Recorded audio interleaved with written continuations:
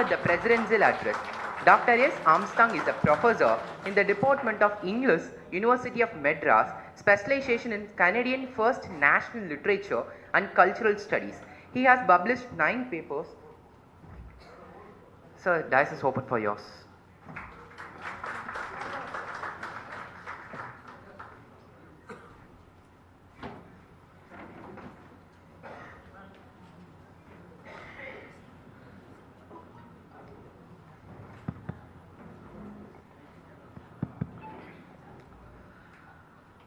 Most respected, honorable chief guest and speaker, Thiru A. Raja, honorable member of parliament, Nilgiris constituency and former central minister of Ministry of Environment and Forest, who is going to speak on Dr. Ambedkar's contribution to social, political and constitutional thought in Indian polity. Through C. Chalappan IAS, Managing Trustee, the People's Educational Trust, Dr. Ambedkar Academy. Keynote Speaker, Dr. S. Devadas, Joint Managing Trustee, the People's Educational Trust, Dr. Ambedkar Academy. Dr. Elumalai, Registrar of this University. Dr. Rajshekhar from the Department of Legal Studies. Respected writer, Imayam, Vice Chairman, Adithanar Social Welfare Committee. Professor Thangaraj, former Director of Ambedkar Center for Economic Studies, writer Valasa Vallaban, Thangaraj IAS, former Secretary to CM, Dr. Manivannan IAS, former Syndicate Member, University of Madras, invitees, scholars, writers, faculty from different parts of Tamil Nadu. We are here to honor Dr. Ambedkar on his birthday. I see some similarities between the speaker and Dr. Ambedkar. 3 important things that we have to observe in the arguments, in the presentation of our very able and expert parliamentarian, Dr. A. Raja. Number 1, he is a great parliamentarian at par with MPs in other parts of the world. Give him a round of applause. He is a Dravidian logo and also a kind of Dravidian ideology, a limelight in the parliament. The second important thing, similar thing between Dr. Ambedkar and our MP is legal knowledge. The legal knowledge is very, very important for our MP. That killed, that decimated the injustice leveled against him. So for that, he is an inspiration for not only for the current generation, also for the future generation. The third important similarity that I look in his personality and style is social transformation and each and every writing. Recently, our MP has authored a book titled Nehru's Legacy, circulated very widely in, many of you may not know this, very small booklet, but it speaks a lot about Nehru, and NCBH has brought out and they are going for reprint also. Give him a round of applause for a speech. Again, I can also remember the Annihilation of Caste by Dr. Ambedkar, whose speech was not delivered. That speech has become one of the topmost books in the world to annihilate caste system. So that kind of power we have in our MP. He is a great source of inspiration. I just want to stop by giving 2-3 points about Dr. Ambedkar. All of you know very well, and he is a kind of an iconoclast. Okay, he is an iconoclast. Recently, Anand Teltumde wrote a book titled Ambedkar as Iconoclast. Why he is called an iconoclast? You are all here, we are all here. Don't ever claim Dr. Ambedkar is only for a sectarian people. It is not like that. Why? Number 1, the Hindu Code Bill tabled by Dr. Ambedkar is one of the most powerful feminist manifesto in the world. பெண்களுக்காக யாருமே இந்த பெண்கள் கூட போராடல. இன்னைக்கு வந்து inheritance right, okay, and also equality in property. நம்ம இன்னைக்கு working hours including 8 hours per day, mining, correct, all these rights were given by Dr. Ambedkar. And the second important thing is Reserve Bank of India. All of you know very well, there are many banks in India. Dr. Ambedkar conceived only one bank to control everything, that is Reserve Bank of India. The third important thing is the river policy. As an engineer, Dr. Ambedkar conceived, the river policy conceived by Dr. Ambedkar is even relevant today. If it is implemented, many, the issues related to water will be resolved. Today, Ambedkar is celebrated not only in India. Dr. Ambedkar's birthday is celebrated in United Nations. Number one, recently New York City has declared his birthday is Dr. Ambedkar's Day in the New York City, where Dr. Ambedkar, studied in Columbia University. And Hungary celebrates. Canada declared Dr. Ambedkar's birthday as a day of equality. Colorado, one of the important states in US, declared Dr. Ambedkar Day as day of equity. Day of equity, correct? When the preamble written by Dr. Ambedkar in the Constitution itself is an example for all kinds of justice in this world. Many constituent experts wanted to suggest in the name of God, correct? In the name of Almighty. But Dr. Ambedkar dismissed and he said, "We the people of India." That phrase is enough to declare that Ambedkar is the man of social justice. I didn't want to take time. I want to stop here because Dr. Ambedkar is celebrated not only in India, his birthday is celebrated almost in 109 countries for sure. Thank you so much for the opportunity.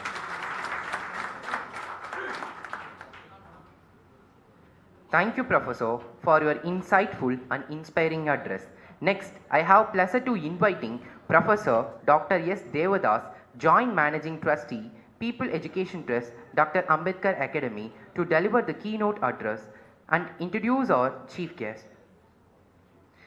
Professor Devadas is an eminent scholar who has served as the various distinguished positions in the Government of India. He was formerly the Director of National Institute of Fashion Technology and also served as the Professor and Pro-Vice Chancellor of Periyar Maniamma University, Thanjavur. Currently, he is serving as the member of Social Justice Monitoring Committee, Government of Tamil Nadu.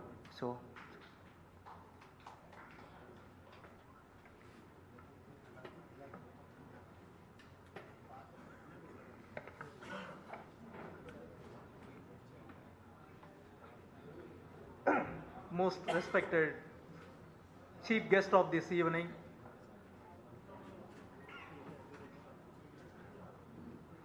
distinguished dignitaries on the dais,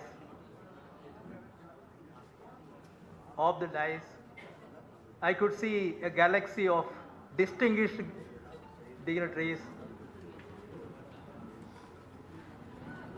esteemed trustees of People's Educational Trust, Dr. Ambedkar Academy, Thiru Tyagarajan, Tirumadi Sujata, Thiru Sambandam, Thiru Muniraj Advocate,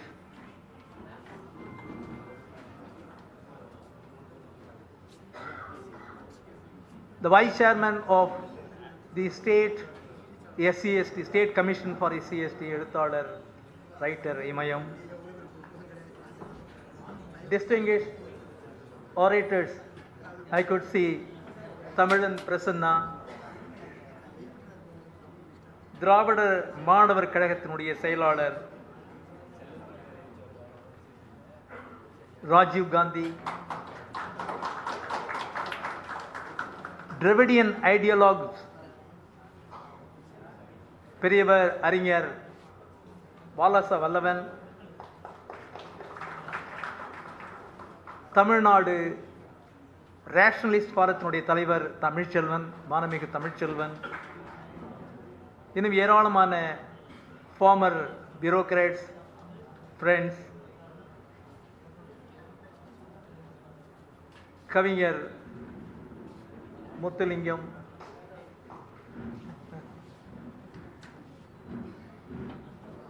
friends, professors, deans of various faculty, heads of various department, faculty members of this prestigious university. It gives me immense pleasure to deliver the keynote address on this momentous occasion, Dr. Ambedkar Endowment Lecture. Dr. Ambedkar Endowment was instituted by the People's Educational Trust, Dr. Ambedkar Academy,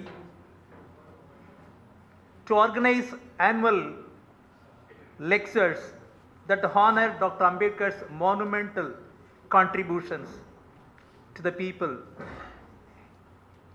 Since its inception, this lecture series has brought together eminent scholars, distinguished leaders, and public intellectuals who have made meaningful contribution to the law, social justice, and nation building. I sincerely thank the authorities of the University of Madras and the People's Educational Trust, Dr. Ambedkar Academy, for organizing this important academic event that upholds and celebrates the ideals of liberty, equality, and justice, the principles for which Baba Sahib Dr. Ambedkar lived and labored. Dr. Ambedkar was not merely the chief architect of Indian Constitution.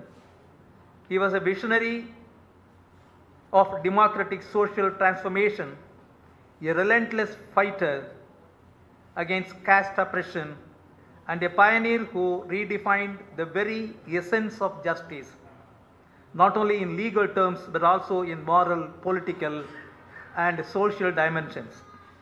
Today, we live in a constitutional democracy, but we must ask ourselves, have we truly realized Dr. Ambedkar's moral vision? A society founded on liberty, equality, and fraternity. Regretfully, the answer is still unfolding. For Dr. Ambedkar, social justice was not a slogan. It was a lifelong struggle. He believed that political democracy must be complemented by social and economic democracy. Otherwise, it remains a shallow shell. He reminds us that mere formal equality in law is insufficient when social and cultural capital are also unequally distributed. As we reaffirm his legacy, we must understand that social justice is not merely a noble aspiration. It is an actionable principle that must guide governance and institutional functioning. The recent Supreme Court judgment restoring the power of the elected Chief Minister in the appointment of Vice Chancellor is a landmark step in federal constitutionalism, but it is also a pivotal movement to ensure social justice in higher education leadership. It is deeply concerning that the scheduled caste remain grossly underrepresented in Vice Chancellor appointment across Indian universities. This is not due to a lack of eligible and capable scholars from these communities, but because of deep-rooted structural barriers. There exists a robust and accomplished pool of scholars from the scheduled caste eminently qualified to lead our academic institution with vision and excellence. Now, the appointment power rests with a progressive and socially committed government under the dynamic leadership of our Honorable Chief Minister through M.K. Stalin. We are very hopeful that this will usher in a new era of inclusivity, equity, and rightful representation at the highest levels of academia. The government of Tamil Nadu's Dravidian model has now emerged as a national benchmark for inclusive governance with social justice at its core. On this significant occasion, we are privileged to have with us a distinguished parliamentarian and a powerful voice for social justice, Thiru A. Raja, Honorable Member of Parliament, who will be delivering this year's Dr. Ambedkar Endowment Lecture. He will speak on the highly relevant and timely topic, Dr. Ambedkar's contribution to social, political, and constitutional thought in Indian polity. I thank him profusely for accepting to deliver the endowment lecture today in this university despite his hectic, busy schedule. Friends, on this significant occasion, I would like to express my deep gratitude to Dr. A. Padmanabhan IAS, retired, the founder of the People's Educational Trust and Dr. Ambedkar Academy. It was his visionary leadership that led to the institution of this endowment lecture at the University of Madras. Dr. Padmanabhan is a towering figure in Indian public life. Having served as a Chief Secretary to the Government of Tamil Nadu, member of the Union Public Service Commission, and Governor of Mizoram, following his distinguished public service career, he devoted his life to promoting Ambedkarite ideals in education and youth empowerment. Owing to his advanced age, he is now 97 years young. Dr. Padmanabhan could not join us physically today. However, he has conveyed his warm regards to our chief guest through A. Raja and extended his heartfelt blessings for the success of today's program. I'd also like to take this opportunity to place on record my sincere appreciation for C. Chellappan IAS, the managing trustee, for his tireless service to the marginalized even at the remarkable age of 90. Let us offer him a well-deserved round of applause to Thiru Chellappan.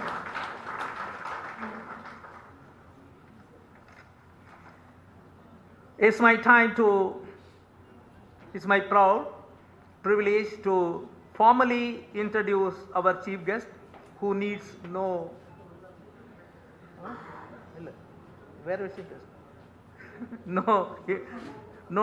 introductions. Thiru A. Raja is a distinguished member. 2 minutes. I'll finish in 2 minutes. Thiru A. Raja is a distinguished member of Parliament and one of the most prominent leaders of the Dravida Munnetra Kazhagam. Currently, he serves as the Deputy General Secretary of DMK, a key position that reflects the trust and responsibility reposed in him by the party's leadership and cadre alike. A trained lawyer, Thiru Raja draws deeply from the ideological tradition of Thanthi Periyar, Dr. Ambedkar, and Kalaignar. A rationalist at heart, he exemplifies the principles of equality, scientific temper, secularism, and empowerment of marginalized communities, values he upholds both in parliament and public life. He has consistently championed the rights of scheduled caste, scheduled tribes, backward classes, women and minorities at the national level. His speeches in both English and Tamil are celebrated for their intellectual depth, clarity, historical groundings, and principled advocacy. Notably, his recent speech in Lok Sabha opposing the Waqf Board Amendment Bill was widely acclaimed for its eloquence, legal rigor, and courageous defense of constitutional values and minority rights. Thiru Raja is also a distinguished author and public intellectual. He has delivered lectures in several universities and colleges across the country on Periyar and Ambedkarite thought, Dravidian philosophy, and constitutional democracy. His ability to interweave legal reasoning with ideological clarity makes him an engaging and thought-provoking speaker. He has previously served the Union government in very key positions. Before dedicating himself fully to public life, Sri Raja had a successful legal career. Notably, he argued his own case during the 2G spectrum trial without seeking a single adjournment, a rare feat that earned him wide admiration. He was acquitted of all charges, and his book 2G Saga offers a compelling account of that legal journey. A bold and principled voice for federalism, constitutionalism, and Periyar and Ambedkar ideals, Sri Raja continues to be a formidable presence in Indian politics. We are honored to welcome him as he addresses us today on this vital theme. I thank each one of you for your gracious presence and participation and look forward to an inspiring and intellectually enriching session ahead. Thank you very much.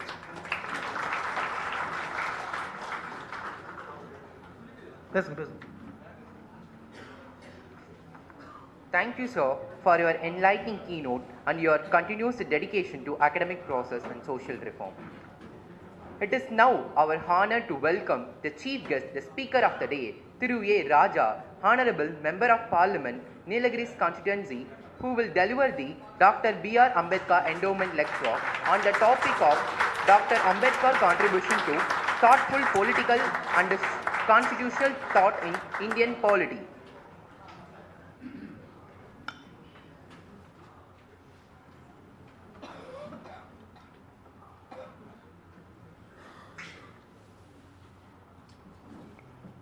Chennai பல்கலைக்கழகத்தினுடைய சட்டத்துறை, மக்கள் கல்விக் கழகம், Ambedkar academy ஆகிய 3 அமைப்புகளின் சார்பில் ஆண்டுதோறும் நடத்தப்படுகின்ற இந்த அறக்கட்டளை சொற்பொழிவினுடைய இந்த நிகழ்வினுடைய தலைவர் பேராசிரியர் ஆம்ஸ்ட்ராங் அவர்களே, வரவேற்புரை நிகழ்த்தியிருக்கின்ற முன்னாள் IAS அலுவலர் பெருமதிப்பிற்குரிய செல்லப்பன் அவர்களே, அறிமுக உரை ஆற்றியிருக்கின்ற பேராசிரியர் தேவதாஸ் அவர்களே, நன்றி உரை நிகழ்த்த இருக்கின்ற சட்டத்துறையினுடைய தலைமை பொறுப்பாளர் டாக்டர் ராஜசேகர் அவர்களே, வருகை தந்திருக்கின்ற சான்றோர் பெருமக்களே, கல்வியாளர்களே, இருபால் ஆசிரியர் பெருமக்களே, மாணவ கண்மணிகளே, பெரியோர்களே, தாய்மார்களே, பத்திரிகையாளர்களே, உங்கள் அனைவருக்கும் வணக்கம். அம்பேத்கர் குறித்த இந்த சொற்பொழிவு ஆண்டுதோறும் நடக்கிறது என்பதை அறிந்து நான் மிகுந்த மகிழ்ச்சி அடைகிறேன். அம்பேத்கரையும் என்னையும் இங்கே ஒப்பிட்டு பேசினார்கள். நிச்சயமாக அது கூடாது என்பதை நான் இந்த நேரத்திலே உங்களுக்கு அன்போடு வேண்டிக் கொள்கிறேன். அம்பேத்கருடைய ஆளுமை ஒருவரை பாதித்திருக்கலாமே தவிர அம்பேத்கருடைய ஆளுமையை இன்னொருவர் பெரிது என்பது எப்போதும் இருக்க வாய்ப்பில்லை என்பதை நான் அறிவித்து கூற முடியும். The topic which was given to me, Dr. Ambedkar's contribution to social, political and constitutional thoughts in Indian polity, is a very wide subject. Of course, this topic has to be divided into 3 or 4 parts, and each and every part will get its own significance if a separate and identical lectures are being delivered. But in the late evening, I was given such a hard and crucial task to comprise everything in one capsule. I do not think that I am able to or I am competent to deliver up to your satisfaction. Still, I have to try here. Dr. Ambedkar said, I quote, An educated man without humility and character is more dangerous than a beast if his education is detrimental to the society and the country. Unquote. I am very happy that this university, professors and students are really the noble educated persons as Ambedkar visualized in his thoughts. For that alone, I have to express my thanks to the Department of Legal Studies and the Educational Trust, Ambedkar Academy, and professors and students of this university. No doubt everybody knows Dr. Ambedkar is the architect of the Constitution. Even the people are not aware of the constitutional provisions. In some of the quarter, Ambedkar is identified as an icon for the Dalit rights.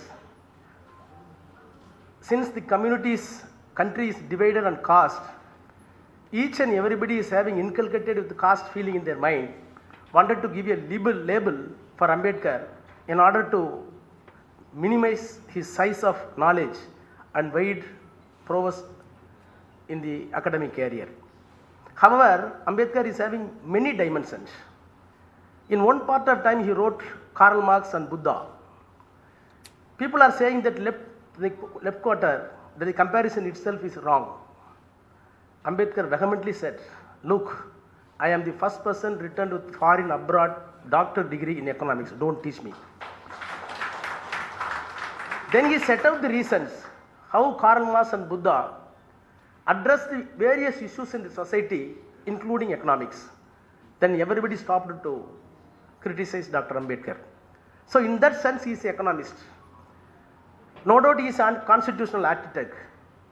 No doubt he is a big financial, diligent brain. When Dr. Manmohan Singh was the finance minister of India in the Rajya Sabha, he openly admitted, where I got the liberalization and globalization thought little bit, I got all ideas from the Ambedkar book, namely problem of rupee. So economic knowledge, social knowledge, political knowledge, constitutional knowledge. So all this domain, a person is having very vast knowledge, cannot be matched with anybody in the world. Now, I think that legal fraternity is also present here, those who are studying law and those who wanted to know the constitutional validity and constitutional provisions of the so-called politics and mixtures in the constitutional background. I must say a few words about how the constitution came into existence. Each and everybody, before reading the constitution which was made by Dr. Ambedkar, my humble appeal to all of you, you should go through the studies of Constitutional Assembly debates where Ambedkar stood as a rock when the very important and sensible provisions are introduced and passed in the Constitutional Assembly. Most of the people were not aware. Even prior to the constitutional making, our national flag was designed. What happened? How many people are new? The contribution by the Ambedkar starts from there itself. Gandhi insisted Nehru and Ambedkar, the Congress flag will be the national flag. That the Ratai, Tindil, must be there in the center of the tricolor flag. Ambedkar did resisted it. The reason is, he discussed with Nehru, everything is in the book.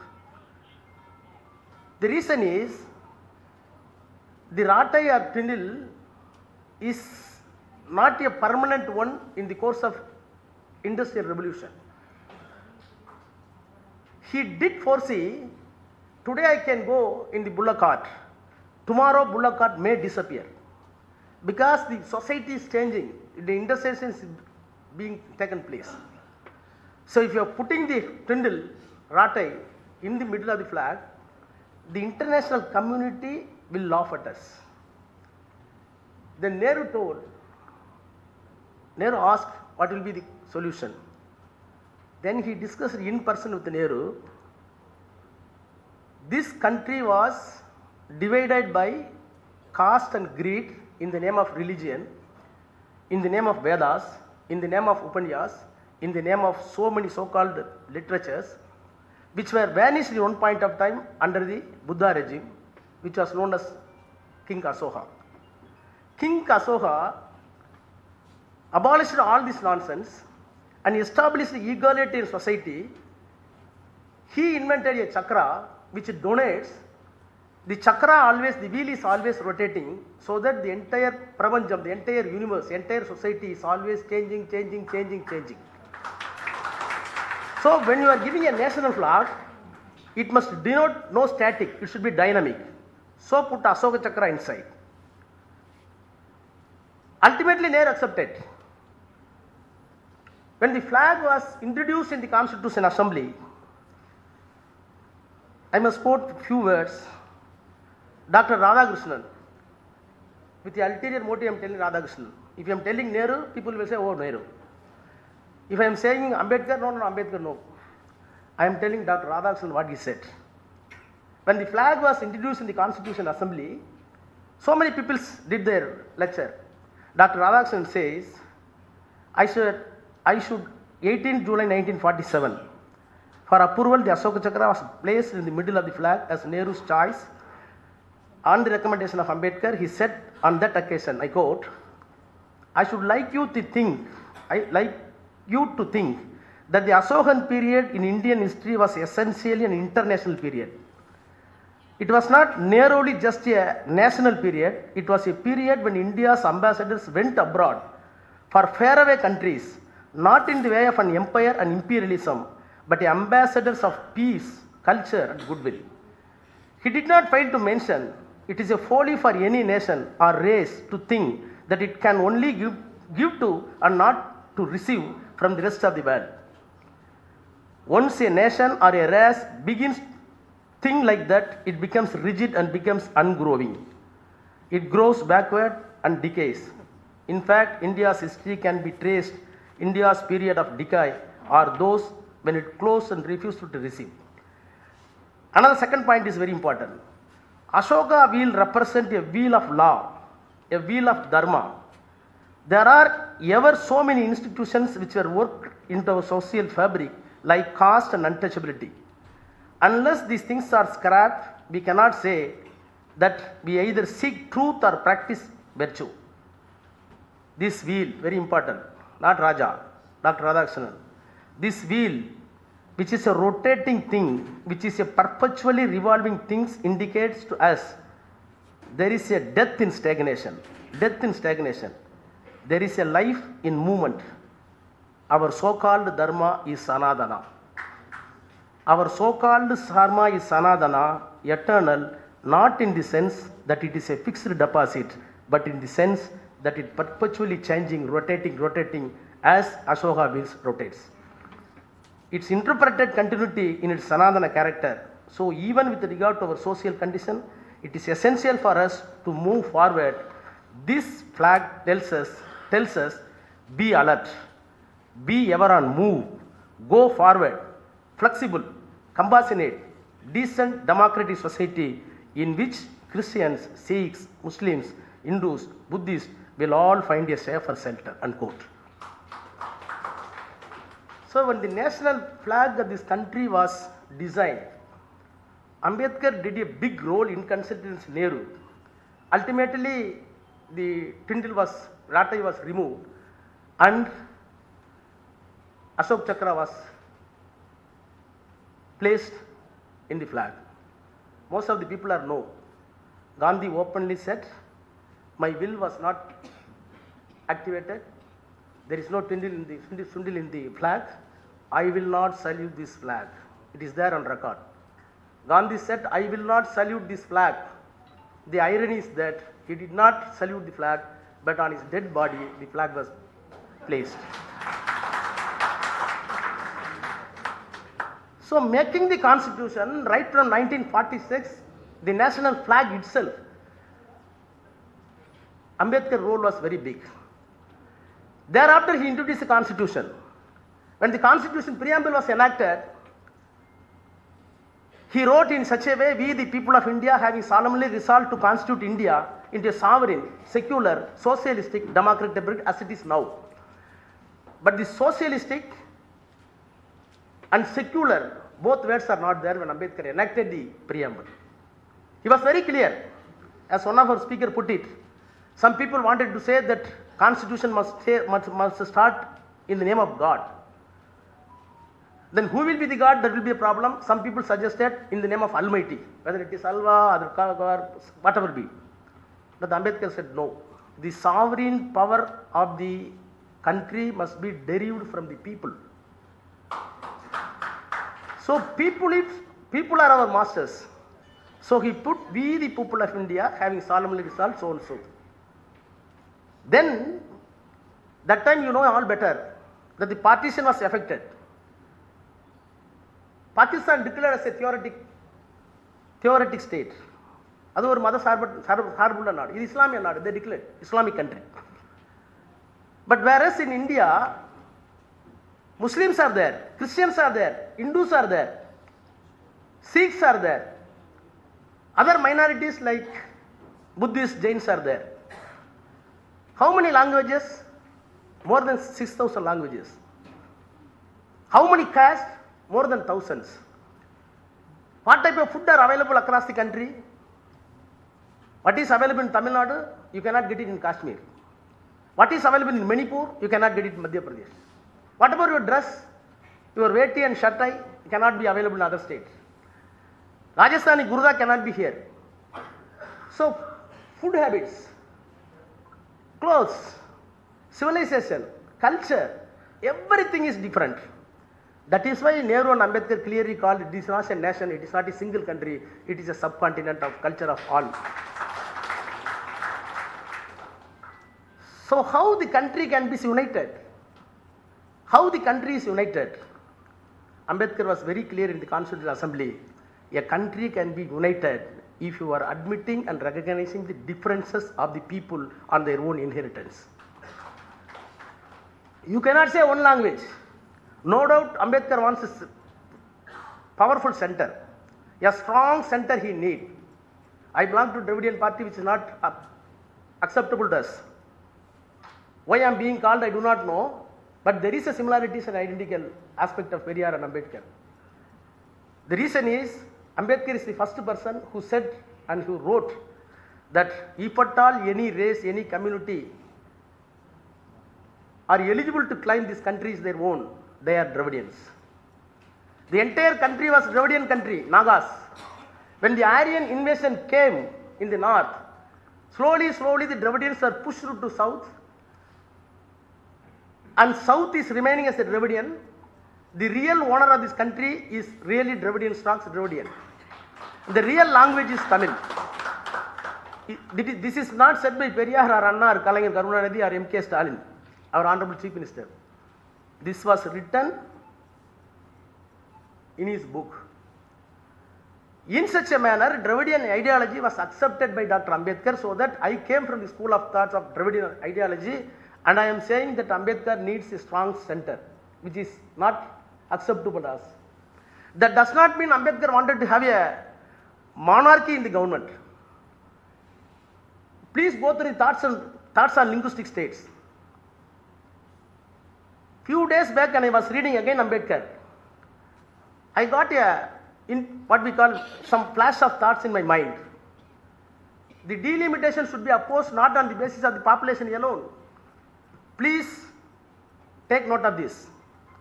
All your people are learned here.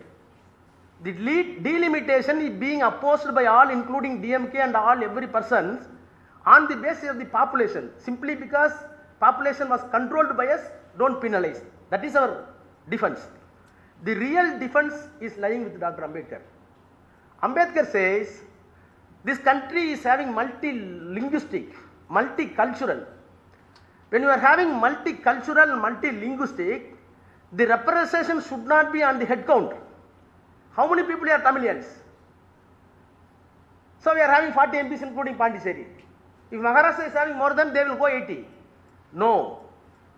This country is having bilingual, bicultural, various identities, the caste and creed. So each and every cultural, linguistic identity must have its own representation in the parliament. So it is not how many people you are having, how many head counts are you having, how many cultures, how many languages are having, all this must be reflected in the parliament proportionately, not on the basis of the population. So thoughts on linguistic states, when Ambedkar argued for strong center, thoughts on linguistic states came into existence. He only categorically observed, unless and until the languages are accepted as an integral part, to have a assimilation among the people, the sense of ownership of the people, this country will be fragmented. In 1953, ultimately, Molivari Manilangal Amadukku Vandana. So this country is divided on the linguistic basis because of the Ambedkar thoughts. So constructing India, right from national flag up to the states, each and every walk, each and every canon, Ambedkar contribution is there.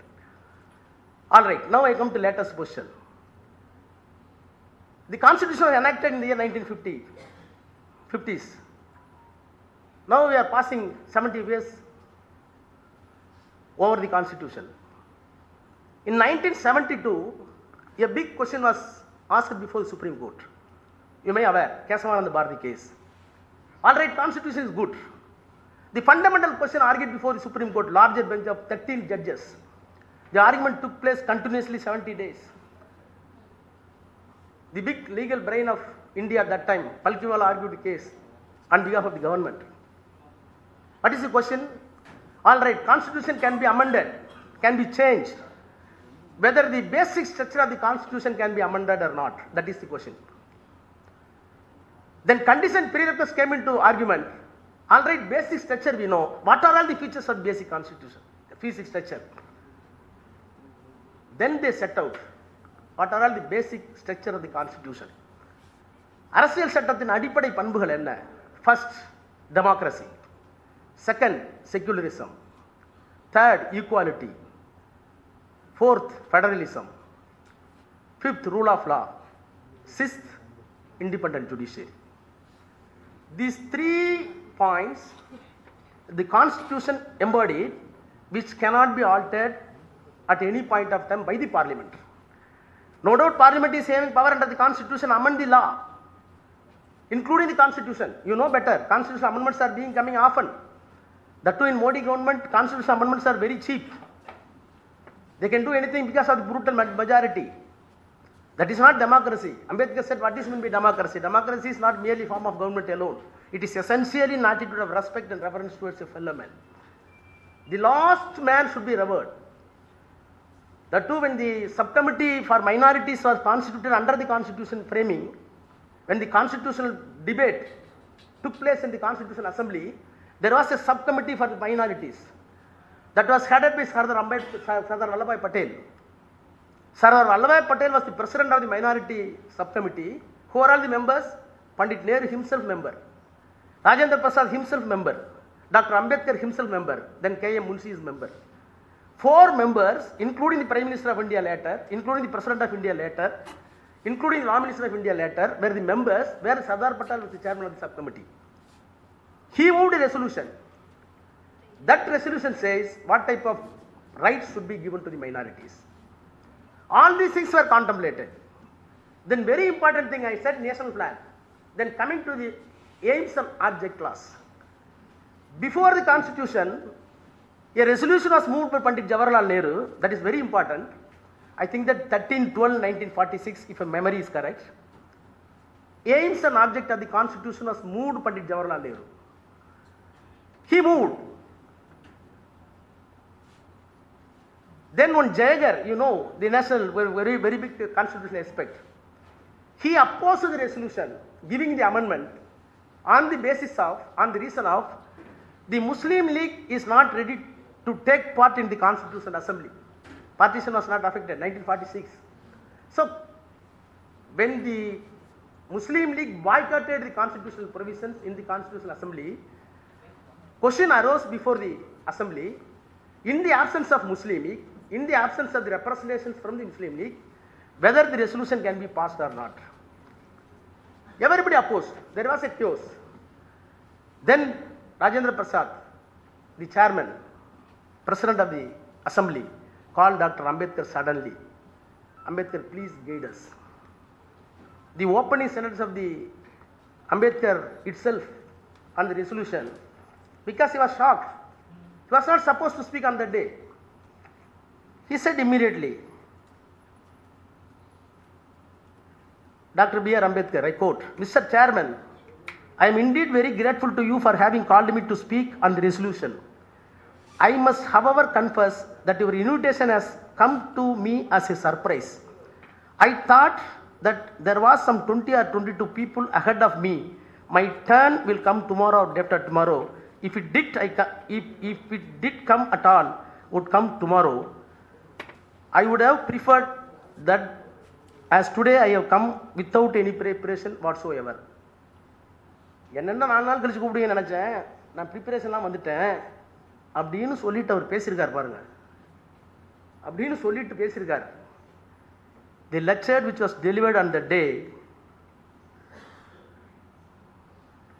சொல்லிட்டு இடையில சொல்றார், I know today we are divided politically, socially and economically. நாம் அரசியல் ரீதியாகவும் பொருளாதார ரீதியாகவும் சமூக ரீதியாகவும் பிரிந்து கிடக்கிறோம். We are a group of varying camps, and I may go even to extent of confessing that I am probably one of the leaders of such camp. நமக்குள்ள பல குழுக்கள் சண்டை போட்டுக்கிட்டு இருக்கோம். அப்படி சண்டை போடுகிற குழுவுக்கு நானும் ஒரு குழுவுக்கு தலைவராக தான் இருக்கேன். ஏன்னா அவர் ஷெட்யூல் காஸ்ட் ரைட் கேட்குறாருல்ல, ஆர்எஸ்எஸ் இருக்குல்ல, இந்துக்கள் இருக்காங்கல்ல, முஸ்லீம் இருக்குல்ல, நமக்குள்ள சண்டை நிறையா இருக்குது. No doubt we are having our own conflicts. அப்படி போராடுற குழுவுக்கு நானும் தலைமையாக இருக்கேன். But sir, with all this I am quite convinced that given time and circumstances, nothing in the world prevent this country from becoming one and oneness. இதெல்லாத்துக்கும் பிறகு என்றாவது ஒரு நாள் இந்த தேசம் நாம் எல்லோரும் ஒன்றாக இந்தியர்களாக வருவோம் என்ற நம்பிக்கை இருக்கிறது. நீங்க கைத்தட்டுற மாதிரி அங்கேயும் கைத்தட்டிருக்காங்க, சொல்லிட்டு அப்ப சொல்றாரு, our difficulty is not about the ultimate future. Our difficulty is how to make the heterogeneous mass that we have today take a decision in common and march on the way which leads to us unity. Our difficulty is not with regard to the ultimate. Our difficulty is with regard to the beginning. இப்போ எப்படி தொடங்குறதா நமக்கு தெரியல. இவ்வளோ ஜாதி இருக்குது, இவ்வளோ மதம் இருக்குது, அரசியல் சட்டத்தை எப்படி எழுதுறது, இதெல்லாம் எப்படி அட்ரஸ் பண்ணுறது, ஏகப்பட்ட பிரச்சனை இருக்குது, மைனாரிட்டிஸ் இருக்காங்க. ஸோ அவர் சொல்கிறார், so our difficulty is not with regard to the ultimate, our difficulty is with regard to the beginning. Mr. Chairman, therefore I should have thought that in order to make us willing friends, in order to induce every party, every section of this country to take on road, it would be an act of greatest statesmanship for the majority even to make a concession to the prejudices of the people who are not prepared to march together. இந்த சுதந்திரத்துக்கு நம்மலாம் நடந்து போகிறோமே, இந்துக்களாக இருந்தாலும் majority பீப்புளாக இருந்தாலும், இந்த மார்ச்சுக்கு வர முடியாத மார்ஜினைஸ் இருக்காங்கல்ல, யார் அவர் சொல்கிறது, இஸ்லாமியர்கள், தாழ்த்தப்பட்ட மக்கள், சுதந்திரம் போடுறதுக்குன்னா என்னன்னே தெரியாத ஒரு மக்கள் இருக்காங்கல்ல, அவங்கள நீங்கள் ரெகனைஸ் பண்ணலன்னா இந்த சுதந்திரம் நிற்காது. அப்போ சொல்லியிருக்காரு. So when the minority resolution was placed before the Constituent Assembly, Ambedkar did a big role. When the national flag was placed before the Constituent Assembly, he took a very big role. Now I am coming for secularism. As I earlier said, that secularism is not in the Constitution, in the preamble. K.T. Shah, one of the members in the Constituent Assembly, he raised a question that the words secular and socialist must be included in the preamble of the Constitution. Ambedkar vehemently denied. The reason is, he said, as far as socialism is concerned, we cannot dictate a country to be a socialist country. What type of man he is? He said, the Indian economy cannot stand alone in one point of time. The economy may be universal. The global economy may change, under which India may be a part, for which I cannot dictate this country is a socialist country. It is true. Now we are in the globalization, liberalization. Why Modi is privating everything? We are not able to stand with socialist country. He did foresee it may not be compulsion on the country to be a pure socialist country. Then he coming to secular. He said secular more than 7 places. I mentioned the Constitution is secular. Go for any profession, 25, Article 14, Article 15. A person should not be discriminated on the basis of the caste, on the basis of religion, on the basis of sex. What does it mean, religious? A person is entitled to have their own practice under religious faith, then it is really secular. So I did everything for secular. If you are putting a secular word, people may think why these people are so cautious, and I do foresee that such a bad elements will not come to politics to say this country is not secular. I should not be held responsible for anything. Ambedkar said bad elements. So what I am telling is each and everything, whether it is national flag, whether it is minorities' right, whether it is rights of scheduled caste, it is for reservation or future India, whatever be, the thoughts which has been rendered by Ambedkar still save this country in spite of the country has been placed with bad hands. We are fighting still before the people. No doubt, Vice President of India, a constitutional head, number 2 place in the constitution, he said in the speakers conference that the basic structure of the constitution should be amended as against the Kesavananda Bharati case. The larger bench, 13 judges, were categorical in 1972 itself. Parliament is entitled to amend the law on any time, any constitutional provisions except basic structure of the constitution. Now Vice President of India, who took oath on the constitution, vehemently said at official meeting that the basics of the constitution should be amended. What does it mean? It should be not secular. So such a dangerous days we are meeting. I do not know what type of courageous Madras University is having to hold this lecture. Because Ambedkar's contribution, we are saying that it will be against the government.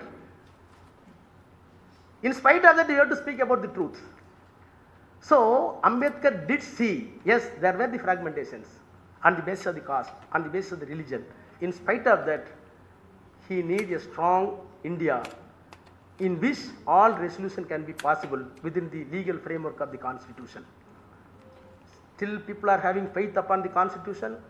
Everybody fighting is against the state government, against the central government, even against all institutions. But still they are having faith under the constitution. That is why still we are, to some extent we are little bit peace. However, I am little bit worried about the independent judiciary, which was the basic structure of the constitution.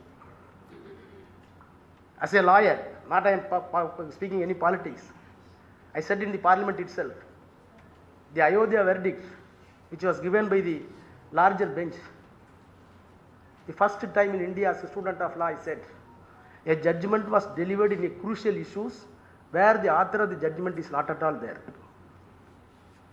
Suppose 5 people are sitting in the bench, there must be a name who wrote the judgment and remaining 4 should concur. If a judgment is unanimous out of the 5 benches, 5 judges, there must be author. This judgment was written by me, A. Raja. Then remaining 4 judges has to concur. That is a very big shock. No judge signed who written the judgment, but judgment came out. After 3 years, one of the judges said, God directed me to write the judgment. The problem is, fight itself is between Allah and Ram.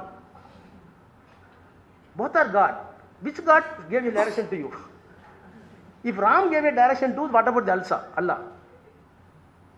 This is the independent judiciary. I am not attributing any motive to the judiciary. But what is real judiciary today? Whether Ambedkar did see all these things? So independent judiciary, rule of law, secularism, federalism. See what was done by our Honorable Chief Minister M.K. Stalin? The governor's power. First time, I think that the only Chief Minister in India who fought against the constitutional head of the state and got the victory in our name.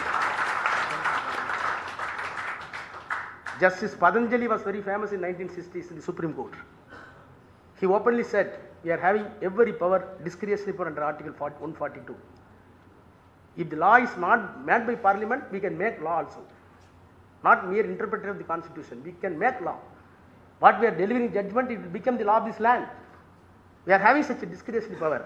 That does not mean judges are having discretionary power. It does not mean that we are having power of a caveman.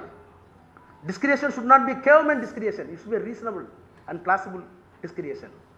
Today, the journey of the apex court and other high courts are really worrisome. Whether the constitutional provisions are being protected or obliterated, that is the question before the people. Day by day, little bit, the faith upon the judiciary is being dwindled down or diluted. So when we are celebrating Ambedkar and his constitutional framework and his contribution to the constitution, we must keep in our mind that the basic structure of the constitution, namely democracy, secularism, equality of law, federalism, independent judiciary, all these 6 points should be protected at any cost. To that point, towards that point, let us march towards Jai Bhim. Thank you.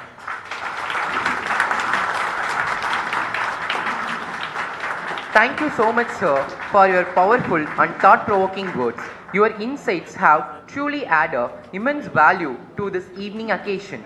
To bring this meaningful event to a close, now I have the honor of inviting Dr. G. Rajasekhar, Assistant Professor, Head in Charge of the Department of Legal Studies, University of Madras, to propose the vote of thanks.